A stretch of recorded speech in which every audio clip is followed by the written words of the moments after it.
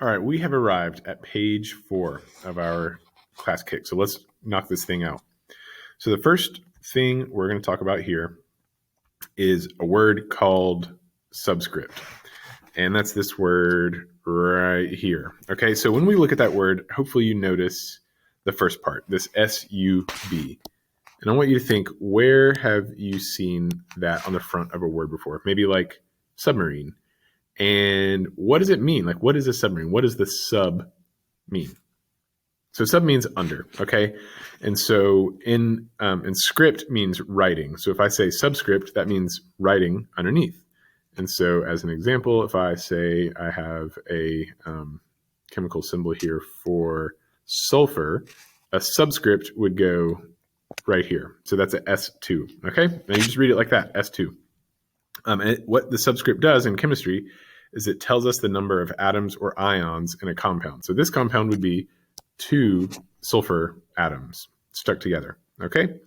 Another example, one that you might be familiar with, is H2O. And so the 2 is kind of written a little smaller and a little bit below the other letters. And so that's a subscript. And so it tells us that I have 2 hydrogens in this molecule. So the subscript always goes with the element to its left. So the H goes with the 2, or the 2 goes with the H, and I'll erase that because it was kind of in the way. And so that tells me I have 2 hydrogen oxygens. Now, if an atom does not have a subscript, so the subscript is just blank, there's nothing there, that means that there's just one of that atom. So in H2O, I have 2 hydrogens, and since there's no subscript over here next to oxygen, I only have 1 oxygen. Okay? So let's scroll down here. So how many hydrogen atoms are in the following compounds? Use the pen or text tool to write your answer. So we just did this one. For H2O, and to tell you what, I'm going to use the text tool because that's probably easier for you guys to do. So I'll show you how to do that. Click this T up here, and then I'm just going to click and kind of drag where I want to type. And so all you got to do is just kind of type in your answer. So for H2O, I have 2 hydrogens. And then I'm going to hit enter twice and be down here, ready to talk about the next one. For CH4, how many hydrogens are in that? Well, what's the subscript on hydrogen? 4. So I'll put a 4 there. Okay, moving on to the next one. I have HCl. I don't see a subscript at all next to the H. And so I remember what I said up here. If there's no subscript, then there's just one of that atom. So how many H's would be in that? 1. And so, I might need to do 3 spaces on that one to get down to the next one. Okay, but I think you guys get the idea though, right? So I will let you guys do the next few ones on your own. Actually, I am going to do one of these because it's a little bit confusing. I want to make sure you guys get it. So for this one, HNO3, what's the subscript on H? There's not one. So there's only 1 hydrogen. Don't be confused by this little 3 over here, okay?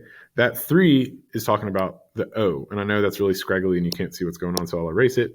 But that 3 is talking about the O. It doesn't have anything to do with the H, so don't be confused by that. Okay, so you can, oh my gosh, where's my eraser? There we go. Okay, so you can continue those other 2 on your own. Who wrote this? That should be lowercase, both of those lowercase. Use the text or pen tool to add subscripts in the formulas below. Okay, so what I need to do is I need to figure out how to balance these, how to make balanced compounds like we were doing previously. So what I'm going to have to do is think about charge. I'm going to show you a little trick on how to do this. And actually the trick will come in even more when we get down here. But before I show you the trick, let's do it the hard way. And I know you're like, just show us the easiest way, but you'll get the hang of it here in a minute. So what I want to think of is I got to find the charge for each of these. So H is in group 1, so it has 1 valence electron, and so its charge is +1. So to make my life easier, I'm just going to put a little plus up here. So I remember that one's +1. And that's a very sloppy +1, but you get the idea. Okay, now for N is over here in group 15, and so it has 5 valence electrons. If it wants to get to 8, it's got to gain 1, 2, 3 more to get over to 8. And so if it gains 3 electrons, then its charge is going to be -3. Okay, and so you don't have to write this on yours. I'm just showing you what sort of my thought process. Now, what you do need to write is you need to write a little number in here, and you can use either the text tool or the pen like I'm doing. I'll do a couple with the pen, and then I'll use the text tool to show you that too, okay? So if I want these to be balanced, right now I've got +1 and -3. So how many h's do I need to balance out the -3 from the n? Okay, so hopefully you were able to figure out that since h is just +1, I want 3 of them. So I'm going to draw a little 3 in there, and that says I need 3 hydrogens, which are +1 each. So 3, you can do your math here. 3 times +1 equals 3. And then I have 1 times -3 for my nitrogen. And so that equals -3. I do the math. What's 3 minus 3? 0. Smiley face. Cool. Okay. All right. So that one was not too hard. Let's look at the next one. H2O. All right. Oh my gosh. H2O. Hopefully you are like, I know how to do this already. We've done it 3 times now, Mr. Schober. Or 2 times. I don't even remember. So H we know is plus or +1. And we know that O is -2. And so what I'm going to do is I know that I need 2 of these H's to balance out the -2 from the O. Okay. So you can keep doing that. They work. It works the same exact way. I'll do one with the text tool just to show you how you might do that. So let's think about LIS. Well, we know that Li is in group 1. So its charge is +1. S is over here underneath oxygen. So it is in group 16, which means it has 6 valence electrons. So it needs to gain 2 more to get to 8, which means it has a charge of -2. So if I have a +1 and a -2, that means I need 2 of my +1s, right? And lithium is my +1. So if I want 2 of my lithiums, just put a little 2 right there, and then you can kind of position the number right where you need it. And that's good enough. I can tell what you're talking about there. Okay. So there's 5 more for you to practice on your own.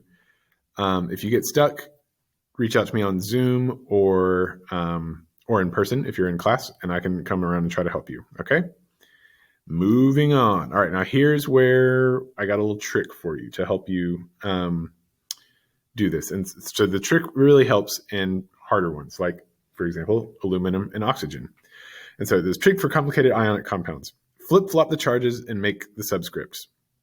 You might be like, I don't know what that's talking about. And so we make them subscripts, I guess. Let's fix Mr. Schober's typing error. So scratch that out.